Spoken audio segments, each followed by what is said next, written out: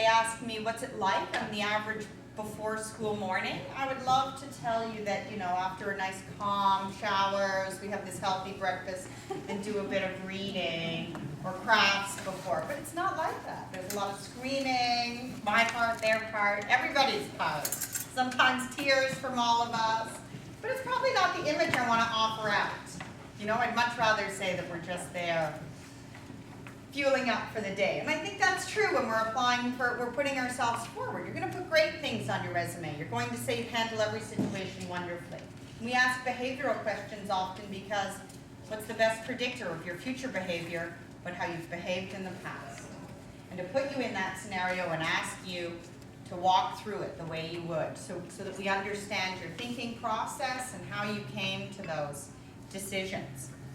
So, in the interest of time, and I think we've all quickly come to the idea that we interview to assess for fit. But where can fit limit us in terms of a diverse workforce? I've found in working with employers, it's code for just like me. Yeah. So fit can often mean I have an image, and it's probably me, or it's an image that I want it to be, and you're not it. And employers will say, oh, he reminded me of myself when I was starting out. Sure. When So- screening for resumes, we looked at before, people have a great affection for their alma maters, right? Oh, you went to Trent, I went to Trent. I'm interested in you. We have this in common. You studied this program, I studied this program.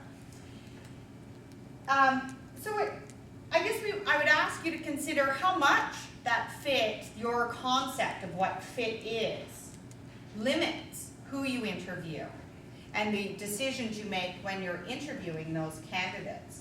And how much we really know about, this morning on the panel, there was the gentleman from the Chamber of Commerce who spoke about the fact that he worked with the woman beside him every day.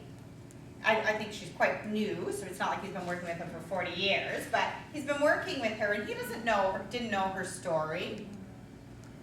We don't necessarily know, so we've made this decision that you visually fit the image, you sound like the image I'm looking for, but we don't know. I think about my husband's grandmother, very proper little British woman, you know, she needed her tea in her china cup and saucer. And then she would say things to you like, oh, when we were making bombs. You know, she had this whole life story. She was in London during the Blitz making bombs. You know, she was a young woman. She married his grandfather while he was on a stretcher. You know, she had this story that you wouldn't have met her at the stage of life I met her at and applied these details.